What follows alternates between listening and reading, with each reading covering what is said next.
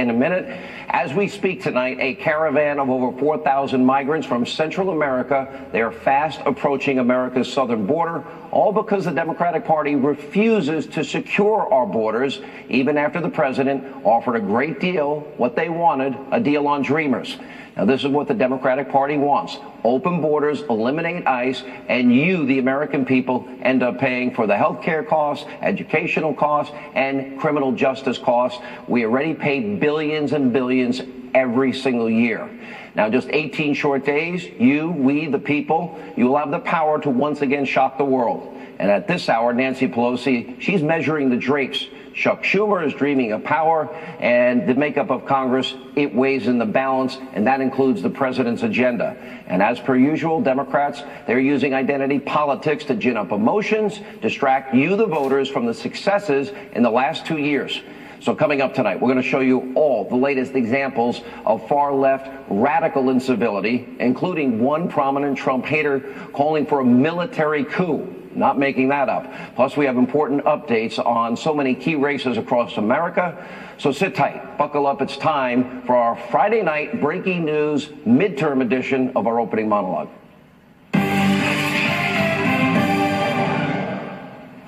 All right, it's time to wake up, America. We start tonight with a crisis at our southern border. Thousands of Central American migrants, as we speak, are marching straight to our border. Now, tonight, according to reports, the U.S. and Mexico have reached an important agreement to intercept these migrants at Mexico's southern border with Central America. If any migrant evades this process, makes it into the United States, Mexico has allegedly agreed to allow those persons to be returned to Mexico. Now, still tonight, the president has promised to use the military if necessary, and has told Mexico and Central America and these countries that there will be a price to pay if the caravan makes its way to our border.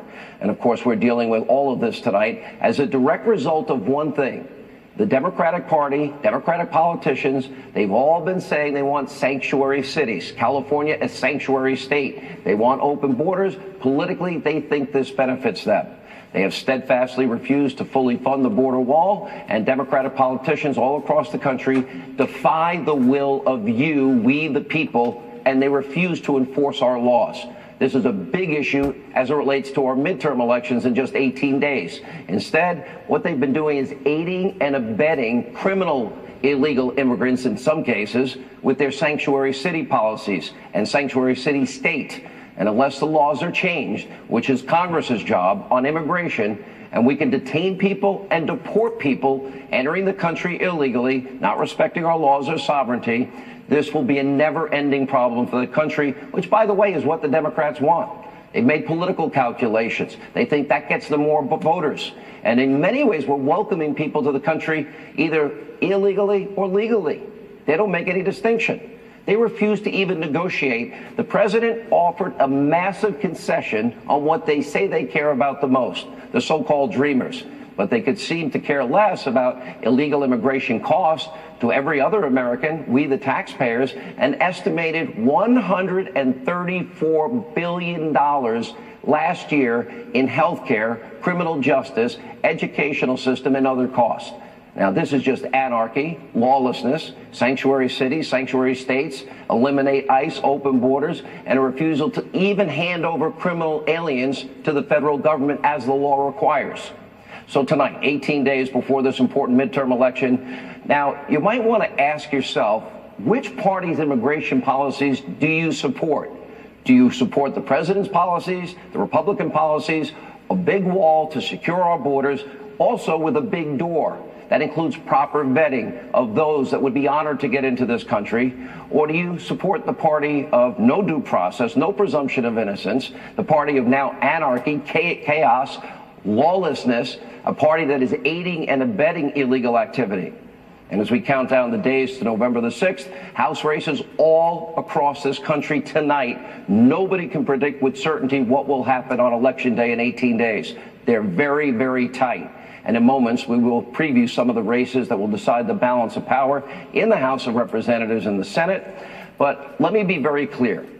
Wherever you live, it doesn't matter. If you vote for a Democrat in any House district, you are really voting for Nancy Pelosi. Maxine Waters, Gerald Nadler. And as Speaker, well, she would control the gavel, the agenda. She'll determine the fate of the Trump agenda. She will steer the Democrats' secret quest for impeachment of the president, but they're not telling anybody.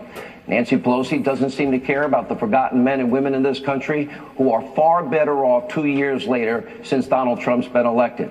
And if you're a victim of her quest for power, so be it. Take a look. I think that we owe the American people to be there for them, for their financial security, respecting the dignity and worth of every person in our country.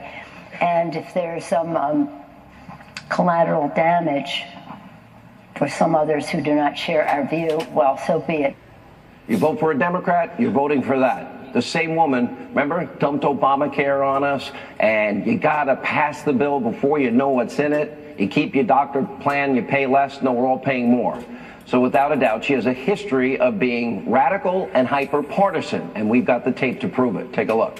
In terms of the bonus that corporate America received versus the crumbs that they are giving to workers to kind of put the schmooze on is so pathetic. If you breathe air, drink water, eat food, take medicine, or in any other way interact with the courts, this is a very bad decision. So what?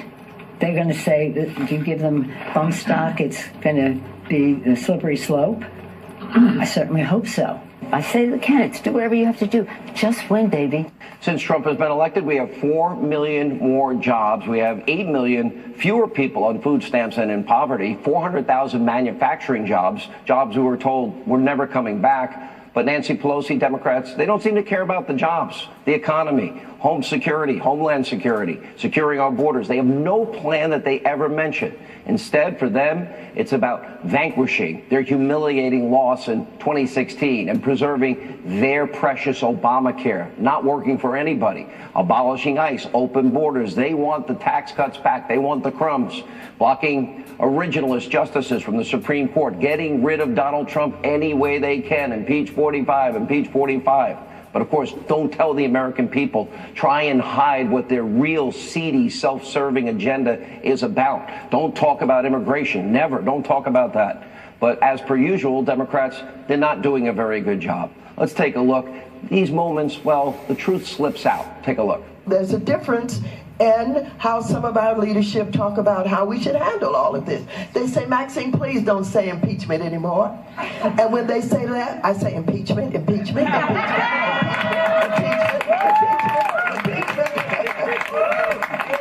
They say no, I say impeachment, impeachment, impeachment. I guess that's the agenda, except they're trying to hide it. That's manipulative. That's basically a way of lying to the American people, and it's so obvious. And by the way, all too predictable. They do this every 2 years, every 4 years. They could never win if they told you the truth about where they stand. And of course, the use of identity politics. You know, every Republican, every conservative, racist, sexist, misogynistic, xenophobic, homophobic, Islamophobic, dirty air, water, kill children, kill grandma. You've heard me say it so many times, and it's happening now right before your eyes. And now the left is even taking it a step further, a dangerous step further, and actually vilifying all political disagreements. And anyone who supports the president, watch out. And that includes, their also beloved Rosie O'Donnell, going on NBC News last night, calling for a military coup. I guess she's best friends with Alec Baldwin. Take a look. We're going to right this ship. We are going to right this ship. There's no way that he's going to prevail because he's evil. He's dark. It's the opposite of what America stands for. When he was elected, what I wrote on Twitter was we should impose martial law till we make sure that the Russians weren't involved in the final tallies of the votes. And Bob Mueller has indicted 13 Russians for election meddling. And people were like, martial law, what's wrong with you? You're a lunatic. Well, he wants to send the military to the border, so. I want to send the military to the White House to get him. Anybody really surprised by all the incivility we've been seeing the last number of weeks? Now, this week alone, we reported on 2 separate incidents of violent assaults, 2 Republicans in Minnesota, 2 Republican candidates being punched, one a woman, another with serious head injuries. Then there's Senator Susan Collins, her staff. Repeatedly, they have been threatened. In one scary situation, a package is sent to Susan Collins' house purportedly containing the chemical ricin to poison her and her family. We're also learning that a Democratic operative arrested in Nevada for battery against a GOP campaign manager named Kristen Davidson. Earlier today, she detailed the assault on Fox and Friends. Let's take a look. He was very aggressive, shoving his phone in our faces, yelling, screaming, chased us down the hallway, really bumping into, shoving staffers on the way. We entered a private room, shut the door. This gentleman pushed his way through the door. I got trapped between the door and the wall, and had this gentleman kind of put my arm behind my back and held on to it. This is how bad they want power back. And what agenda are they offering the American people? This is all unacceptable behavior. Republicans have been stalked, they have been harassed, they've been run out of restaurants with their spouses and their children, chased down in airports, and much, much more. Senator Ted Cruz has been a frequent subject of this nonstop harassment, including just this week. Again, remember he was thrown out of a restaurant with his wife, Heidi. Take a look. Do you think that putting a sexual assaulter on the court is a victory for women? Thank you, sir. God bless you. So you believe in men assaulting women? That's what your vote passed today, Senator. I believe in due process. You believe in due process? Lots of women were out there talking about their stories, and you don't. Do you believe in a man lying about his alcohol in front of the Senate and perjury? Do you believe in perjury? Thank you for expressing your First Amendment rights. And in Houston, Texas, where I will be tomorrow, a Ted Cruz supporter was the target of another particularly unhinged altercation. Take a look at this one. You know, I have about 100 of these. I'm about to put more out. Cool. All right. Well, I'll feel better about that.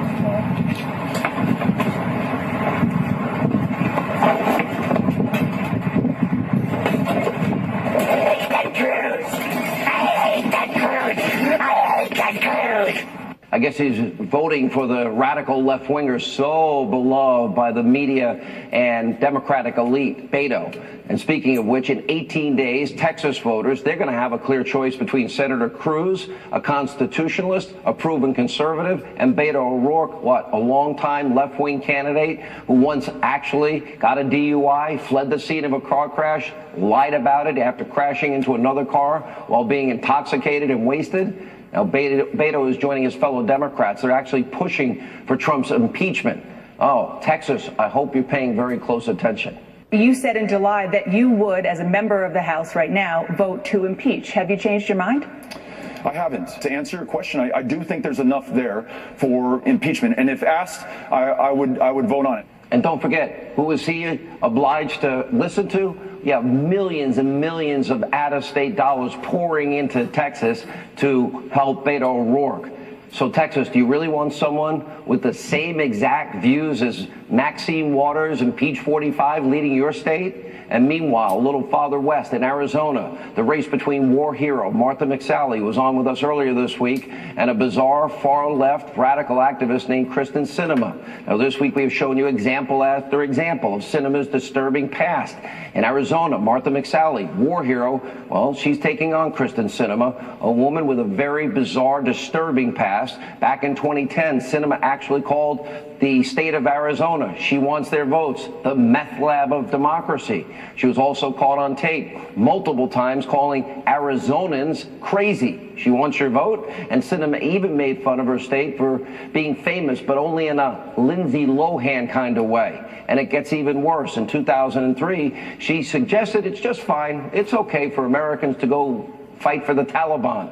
She also promoted events at Arizona State University featuring a far-left radical lawyer who represented the blind sheikh. And by the way, Sinema also organized an anti-war rally while Martha McSally was fighting for her country. With self-described, she invited witches to the rally.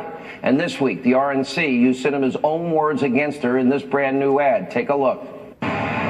Democrats, Greens, Independents, Anarchists, Socialists, Communists, whoever wants to come, they're all welcome tomorrow. I know that in talking with groups that are coming, I've said, think about how the police are going to react to what you wear and what you say, and whatever decision you make is your choice.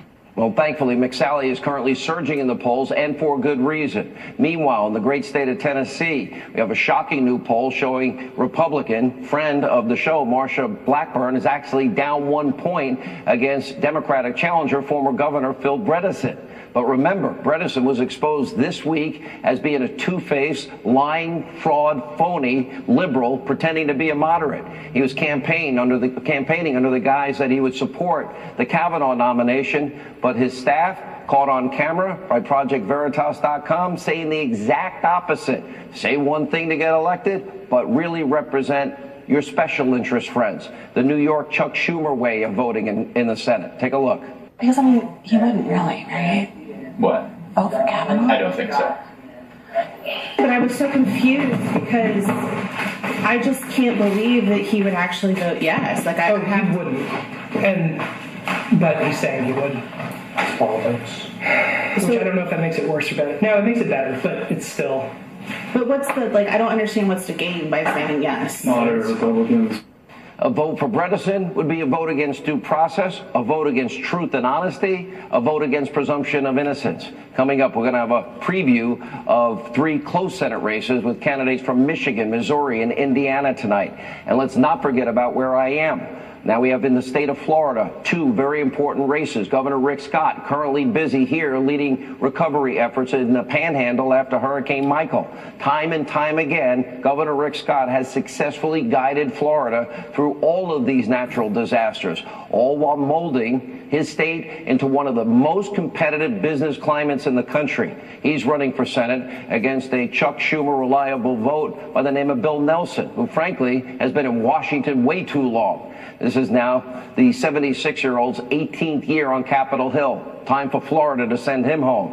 And in the Florida race for governor, the choice is simple, obvious, and clear. You can vote for a Republican, Ron DeSantis, who is going to keep Florida on the cutting edge of innovation and economic success, a former Navy JAG officer and congressman, or a socialist mayor, who, by the way, is under investigation, named Andrew Gillum, who wants to raise business taxes by 40%. Let me warn Florida, Gillum will be a disaster for the state of Florida. 40%, you won't have any new business, and other business will be fleeing Florida. So let me be clear about your choices as it relates to this election. If you care about due process, if you care about the rule of law, Constitution, if you care about a booming economy, your paycheck, your safety, your security, and securing our borders, you better get your ass to the polls. There's a lot at stake in 18 days. And as Rush Limbaugh told us yesterday, right here on this program, this is a fight for the foundations of our country and principles we hold near and dear. There's a lot at stake. Joining us now, Michigan Senate candidate John James, Missouri Senate candidate Josh Hawley, Indiana Senate candidate Mike Braun. Mike, we'll start with you. In Indiana, you're facing the added burden of a libertarian that is drawing, if they draw 2% of the vote, it's not against Joe Donnelly, it will be against you. So I would say to the people of Indiana, any vote for this third-party candidate is basically a vote for Donnelly. You know, I think the way that's going to work is that we get closer to election time, a lot of people are going to see that that vote might not count. And I think it's so clear between me and the Senator Donnelly is that, you know, he's been in line with Chuck Schumer from day one. He's got a record that's easy to talk about. All the things you described in other races hold true here. He takes his marching orders from Chuck, and really when you vote for someone like Donnelly, you're voting for Schumer. And the libertarian vote, I think, shares some of the principles of what we stand for. I think those will come home to roost because they want their vote to count. John James, I've been watching you. The first time I interviewed you, you were way behind, but you've been able to close the race as people get to know you. I don't say this often because when I first interviewed you on my radio show, I even said to you, wow, this is the future of the Republican Party. Your background, your business, a state like Michigan that finally is beginning to see some economic revitalization under the policies of the president. And if you're there, how could you help him? That's right, and we can't let that slip, not at all, not for a second. And when you were talking about the mob over the past few weeks, past few years, it's absolutely essential that we wake up and recognize exactly what the Marxist progressives are trying to get us to do. Right now, conservative speech is considered violence, and liberal violence is considered speech. It's an attack on what we hold dear and fundamental, and that message is getting out. Understanding that we're not fighting for left or right, we're fighting for red, white, and blue. And taking that message forward is something that's really meaningful here. We just had a rally. We had RSVPs for 6,000 people, 4,000 folks showed up. Donald Trump Jr., Kid Rock, Ted Nugent, and 4,000 lovers of freedom in the state of Michigan right here who believe in taking our state forward, who believe in taking our nation forward. And I'm excited to bring my combat experience and my business experience to bear on the floor of the U.S. Senate. If you want to learn more, please go to johnjamesforsenate.com. Debbie Stabenow is well funded, and we've closed the polls from double digits to single digits. And just today we reported that in one poll we're tied, and another poll that I'm leading. But we need your help, we need your support to protect our constitutional republic. Well, we can, and think of what we could do to a once great city like Detroit and revitalize it with your background, your expertise and experience. Josh, let me bring you in Missouri. Your opponent, Claire McCaskill, she is one of the most reliable Schumer votes in Washington. She's caught on tape saying, and her staff admitting, that they are purposely lying to the people of Missouri. And now she somehow is mad that she's exposed. Oh, we need a special investigation. No, if you talk on camera or you're caught on camera saying things that directly conflict with what you tell the people in your state, she got exposed. That's her problem. That's not anyone else's problem. Yeah, if I were her, I'd be concerned about the fact that she's caught saying one thing in public and another thing in private. I mean, she's caught talking about how she wants to take away the Second Amendment rights of law-abiding citizens, and we already know. We just had a debate last night, Sean. She said that she's opposed to the wall. She's voted against border security.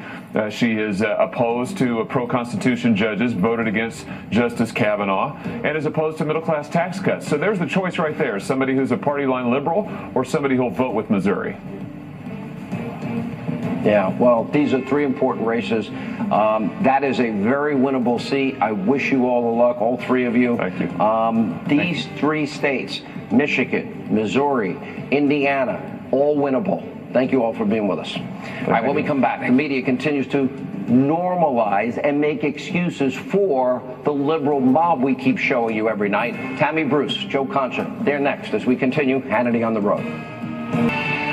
Live from America's News headquarters, I'm Trace Gallagher. Saudi Arabia acknowledging for the first time that Washington Post contributor Jamal Khashoggi was killed. The Saudis say the journalist, missing for more than 2 weeks, died after a physical altercation with several men inside the Saudi consulate in Istanbul. At least 18 men have been arrested as the investigation continues, and 2 high-ranking Saudi intelligence officials have reportedly been dismissed. Khashoggi's disappearance has drawn international scrutiny. President Trump is saying tonight that he wants to speak with the Saudi Crown Prince before taking his next steps. He calls the arrest very important.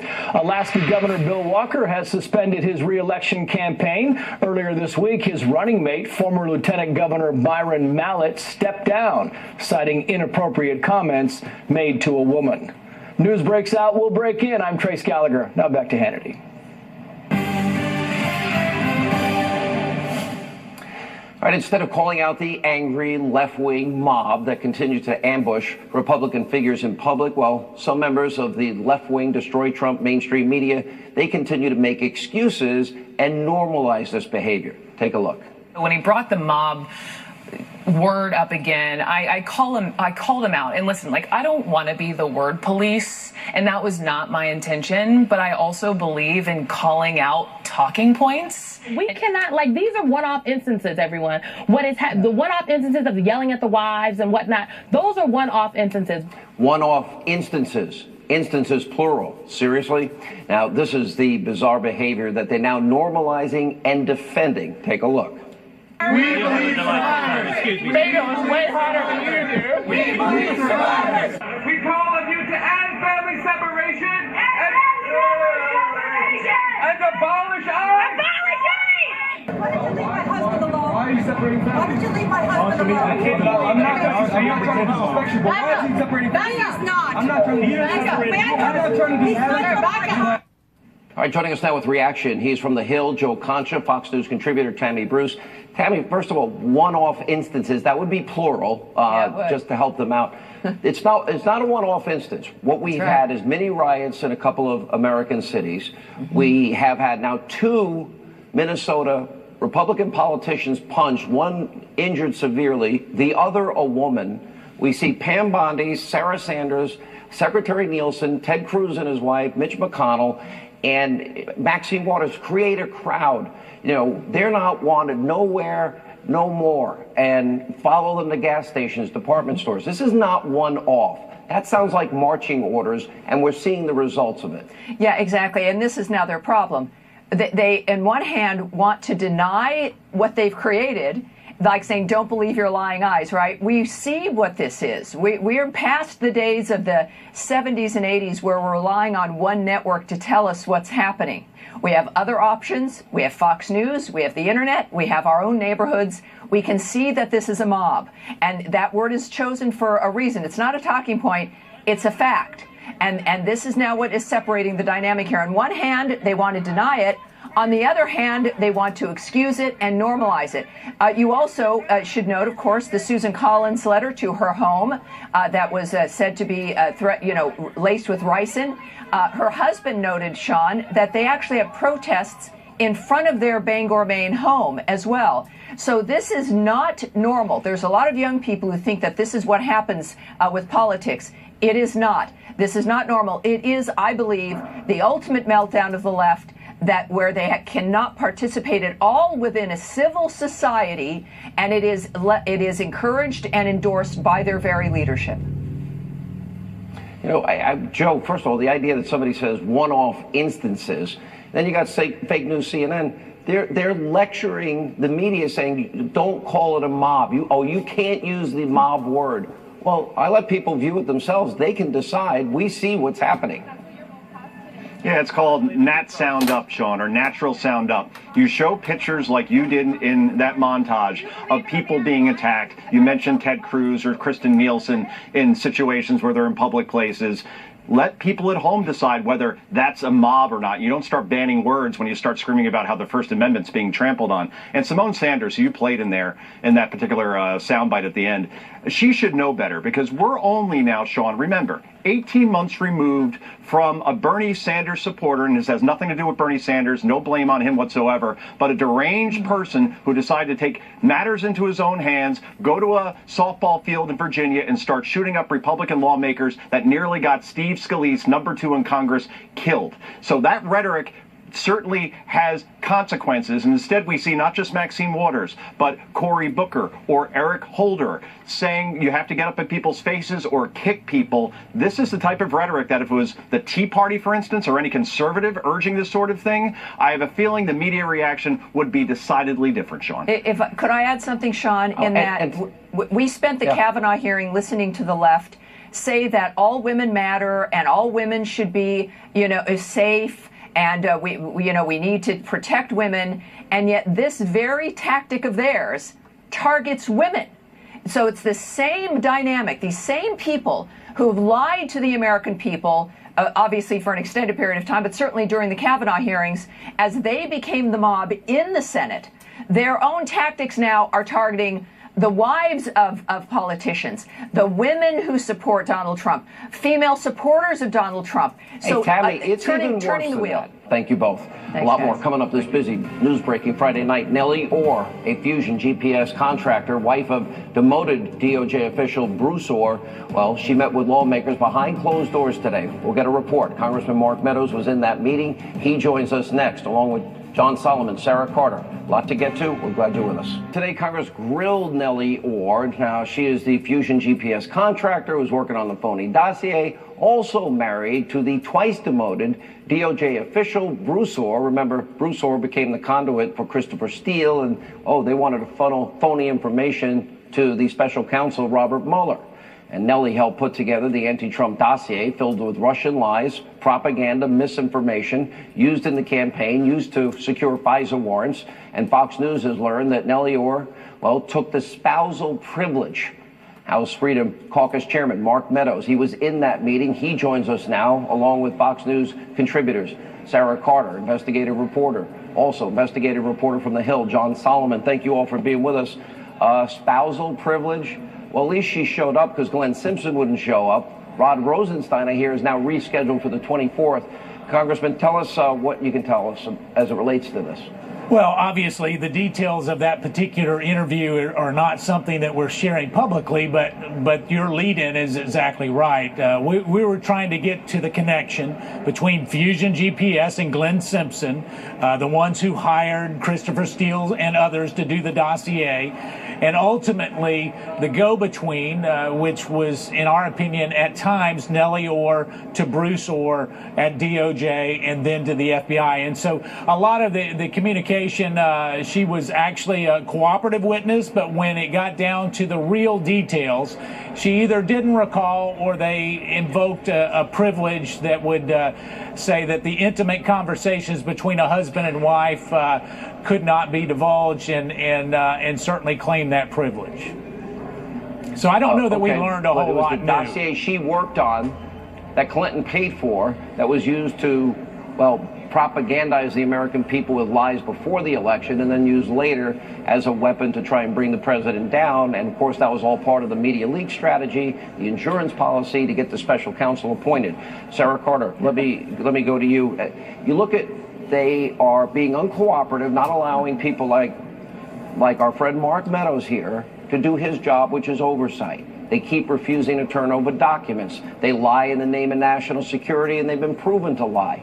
But when you get to the bottom of it all, it really, a lot is coming down to Bruce and Nellie Orr. She creates the dossier, he's spreading the narrative of the dossier, and we even have information proving that Christopher Steele's telling Bruce Orr to get it to his friends over at the special counsel, but none of it's verified. Well, absolutely, Sean. I mean, think about this. So you have Nellie Orr delivering information to her husband that he is holding on to. He is delivering that information to the FBI, apparently. And he's also being used as a back door to deliver information for Christopher Steele to the FBI after the FBI fires and basically dismisses Christopher Steele as a confidential informant when they were gathering information because he was leaking to the media. So how can Congress get to the bottom of any of this if Nellie Orr is refusing to talk about the conversations she had with her husband? These are not private conversations between a husband and wife. These are conversations between an employee of Fusion GPS and an official from the Department of Justice. And Congress should continue to demand answers from her, just as they did from James Baker. And maybe the person to ask about a lot of these questions is going to be Rod Rosenstein next Wednesday. I mean, he really has to answer these questions. He gave an interview to the Wall Street Journal, but then refused to talk to Congressman Meadows and other lawmakers. Yeah, it's incredible. It's like, well, I could talk to the media, but I don't want to talk to you. Yeah. And I'll let you weigh in on this, John Solomon, but also you had a big breaking story yesterday that you were able to discover all these junkets that DOJ, FBI guys were taking from special interests. And it seems one of the biggest beneficiaries, even during his time working for Mueller, if my timeline is correct, would be Robert Mueller's pit bull, Andrew Weissman.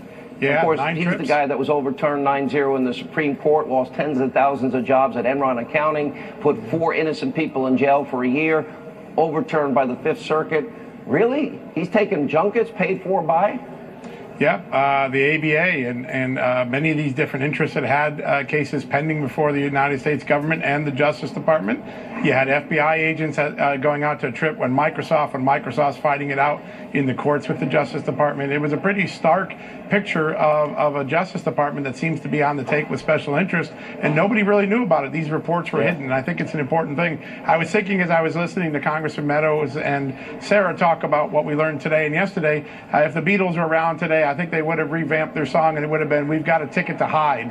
Everything the FBI and the DOJ is doing is hiding from the American public the truth of what went on in this Russia investigation, and somewhere that buck has to stop, and I think it starts next week with Rod Rosenstein. Well, let me go back to Mark Meadows and Rod Rosenstein. Why aren't you going to be in the room, and is he going to be under oath as per usual standard practice, and will it be recorded as per usual standard practice? Well, I think why aren't you there? I heard you might not be in the room. Well, right now, the deal that's being negotiated right now would exclude a number of us that have been there. So here's the problem I have with that. One, that's not what our leadership had committed to Jim Jordan and I that they would do. But the bigger problem is, why should Rod Rosenstein get a different standard than everybody else? He wants to go into a classified setting. He wants to go into a secret room so that nobody can hear his testimony on a transcribed interview. I think that we need to continue to make sure that he comes. I think we ought to compel him to come. And if he won't come voluntarily, the way that every other witness has, the time for a subpoena is now. I couldn't agree more. We need more. to release the FISA, declassify those, unredacted, the Gang of 8 information, the 302s.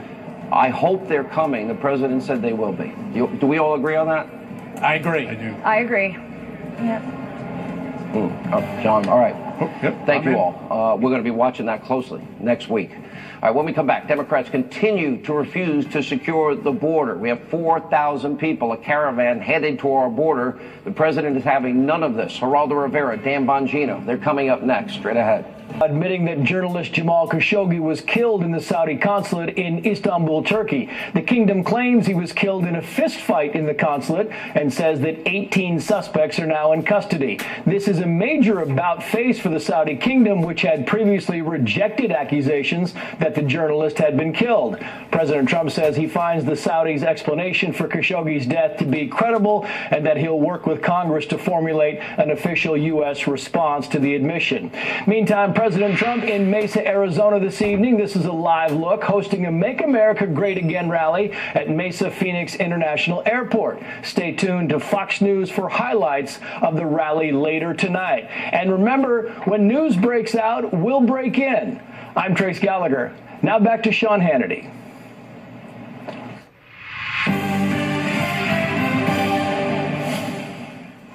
So just this morning, Fox News' Griff Jenkins, he was embedded with Border Patrol agents, and during Fox and Friends, he captured dramatic footage of officers catching alleged illegal immigrants crossing the Mexican border. Of course, we're watching very closely 4,000 migrants trying to make their way to our southern border. Take a look. Since I spoke to you last, we've made more arrests. The infiltration across this border continues. We've gone deep into the brush, another group of individuals. Now, you're looking at 3 guys that we came deep into this brush that they had located and found these 3 individuals. One, they're all in their 20s. One man is from Honduras. 2 are from, one's from Guatemala. 2 are from El Salvador, I believe. All right, here with reaction, author of the bestseller, The Geraldo Show, Fox News correspondent at large, Geraldo Rivera, and NRA TV contributor, former Secret Service agent, also a bestseller himself, selling author himself, Dan Bongino is with us. Geraldo, the president's done everything he can do, I think, and you even agree. He said, we'll give you the dreamers. Democrats never wanted a deal. We got a caravan of 4,000 people. Geraldo, we assume Mexico will do their job, but if they don't, then the president's going to be forced to put our military on the border. The answer is the wall. You said you would support it. Why do the Democrats refuse to negotiate? And why are they hearing from John Podesta in a report, don't talk about immigration, it's a losing issue, so act like it doesn't exist? I think Democrats are in a jam on immigration because Barack Obama's policy wasn't that different from Donald Trump's. Barack Obama was called the deporter-in-chief.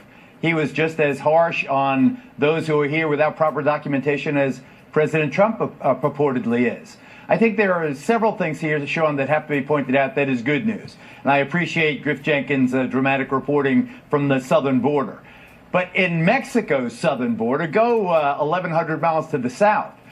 Because of Donald Trump's personal negotiations with Peña Nieto, the current president, and Obrador, the incoming Mexican president, the Mexican government has now resolved to help us with this problem. They've moved 2 plane loads of federales to Mexico's southern border with Guatemala, and the Mexicans now are stopping that caravan at their southern border. That's what you need. You need creative approaches, and you need the compromise, Sean, that you and I have hammered out. Let's build the wall. Elections have consequences. Donald Trump has has been supported by enough of the voters in the states with the electoral college vote that counts that he deserves to get his wall. On the other hand, for Democratic support, we should cut the Dreamers slack and give them a green card and a path to citizenship. He offered Wall the deal. They plus wouldn't even Dreamers, talk to him. that's a compromise that you and I can live with. All right. When you look at what the Democrats want, though, the Democratic calculation to me, Dan Bongino, is they think this is a generation or generations of votes for them. So they won't even negotiate anything. Not good for our country, not good for the opioid crisis, not good for human trafficking. But we literally have sanctuary cities, now sanctuary states, and zero cooperation. Why? Why are they steadfastly against any protection of our borders? Sean, you will get no compromise from the Democrats, who have been entirely unreasonable and ridiculous on immigration for the last 20 years now. But you just summarized nicely the reason why, and I want everybody to hear this and understand this. This is not about compassion. It's not about immigrants. It's not taking care of immigrants for the Democrats. This is about voters and what they believe is demographic destiny. They believe that. I don't believe that. I don't believe Hispanic voters or immigrants vote like robots like the Democrats want you to believe they do. These are people just like anyone else who vote on issues. To them, it's about power and votes. And I can prove it to you, Sean. They have been offered deals in the past which delay paths to citizenship and voting rights, and the Democrats don't even want to hear it. This has nothing to do with compassion. This is all about power to them. Geraldo? In terms of demographic reality, let me just say this. Ronald Reagan said of Latinos, they are Republicans even though they may not know it yet. They're very entrepreneurial. Look where Dan Bongino, our friend and colleague, is in South Florida right now, and where you are right now. Look at what the Cuban Americans have done. Entrepreneurs creating businesses, being Republican in many ways. George W. Bush, 44% of the Hispanic vote. It's bad for us to let the Democrats have their way. Let's reach out. President Trump deserves a second look by his 14 states.